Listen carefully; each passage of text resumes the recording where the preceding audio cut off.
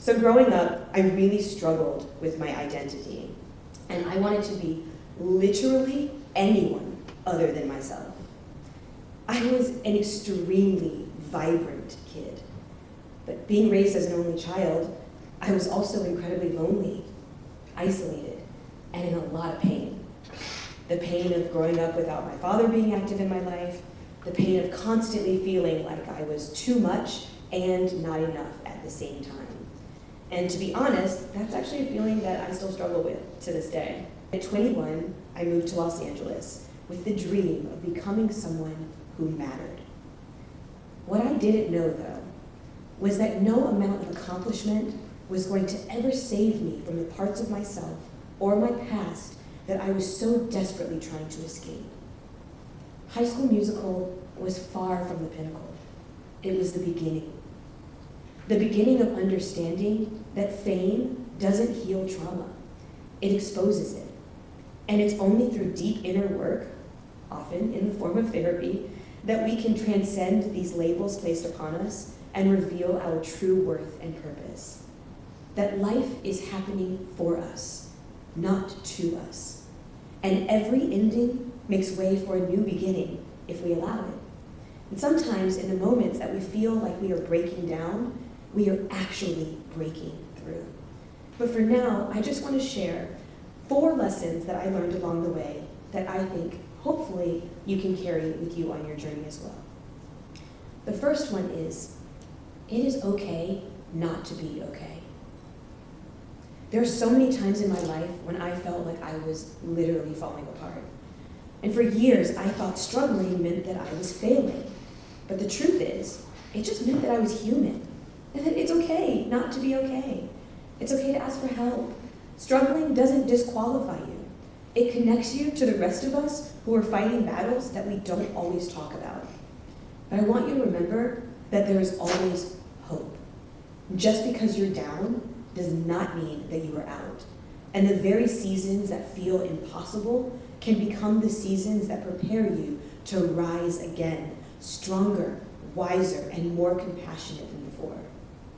The second thing I'll share, and this one was really hard to learn, but it's that rejection is protection. For a long time, I thought that rejection meant that something was inherently wrong with me, and that every closed door, every missed opportunity felt like punishment.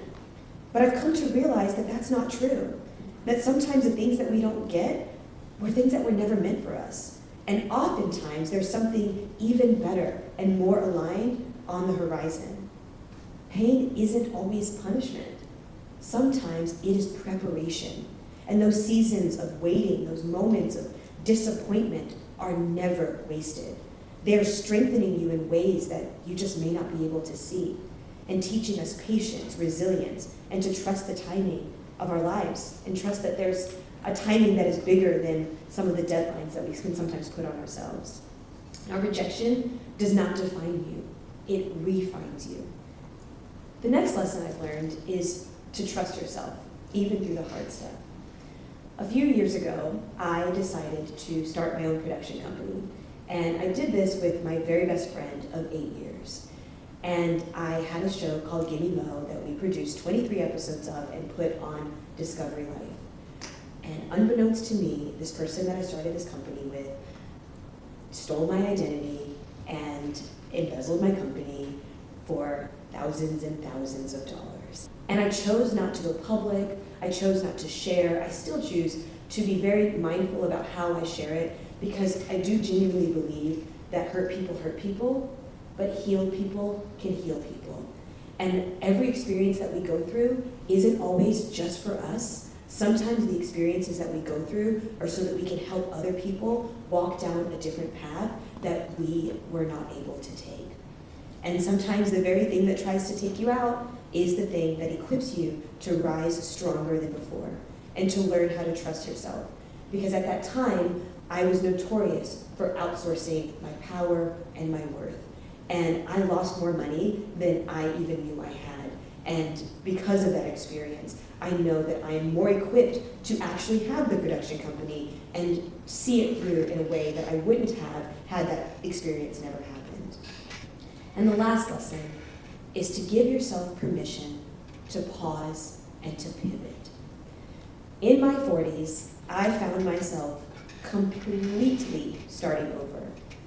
As I mentioned, my 12-year relationship had dissolved, and I was rebuilding myself from the ground up.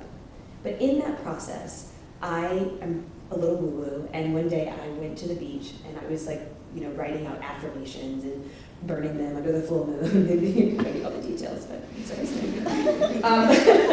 and I remember writing down all of these different things that I wanted, this laundry list of things that I was calling in. And I looked back on that list, and all I saw, again, was my ego. I saw that I had a list of things that I thought I needed in order to once again matter, be relevant, stay in people's minds, or feel like what I was doing was significant in some way. And so I decided instead to tear it up and burn it. And instead, I asked for one thing from the universe, and that was to surprise and delight me. Nothing more, nothing less. And within a few days, I actually had someone slide into my DMs who is this gorgeous figure skater who does backflips on wild ice, who's absolutely incredible. And he reached out and asked if I wanted to do a collaboration. And I was like, yes, absolutely. Are you kidding me? That sounds amazing. Talk about being surprised and delighted, literally. So you fast forward, and him and his wife can come to California, and here comes the day. And I'm like, oh, by the way, I hope you know that I've never skated before in my life. I said yes, but I don't know why. Well, needless to say, within 15 minutes, I had let go of the little seal that you hold when you're on the ice for the first time. And within half an hour, it felt like I was a Care Bear. And there was just light beaming out of my heart. And everyone was moved away, and they were like, you are lying. There's no way that you've never skated before in your life. And I was like, no, I promise, I really never have. And by the end of that session, I had discovered something that success, commercial success, or fame, or being seen, or known, or noticed, absolutely never could have given me. And I go home that night, and I was journaling about it, and as I wrote the date in my journal, I realized that that day was 1 year to the day that I walked out of my marriage.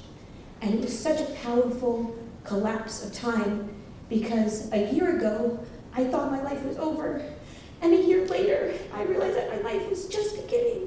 And it was such a profound and powerful moment of reclamation, and realizing that the person that just wanted to be seen by everyone else actually just needed to see herself for who I am, and for the courage that it takes to start over again and again and to pivot. And so what I want to say to you is that you are allowed to pause. You are allowed to change direction. And when it's time to pivot, even sometimes when it feels like it does not mean that you have failed. There's so much wisdom in starting again. And sometimes the best thing that you can do for yourself is just to begin again.